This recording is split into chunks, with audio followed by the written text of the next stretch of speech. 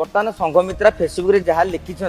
सेटा मुकिम को गाल गोटा सरू चटकण ना नुन सी निजे लिखिले मत डाकिल गोटे कथा कहीकि एबे आपण घोषणा कर दल कारण सी कम्युनिस्ट लोक तेणु एगुरा सब बुझा दरकार मुकिम बाबू बहुत तरतर हो जाउछंदी आज्ञा जमी दशम मैट्रिक परीक्षा केते दब नवम पास कले मैट्रिक दब ना प्रथम द्वितीय एकाल मैट्रिक परीक्षा दब तेणु सी अपेक्षा करि पारु नाहांती दल गढ़ा जाए केमिति मुकिम बाबू जानी ना से विजय महापात्र पाखक जाइए टिप्स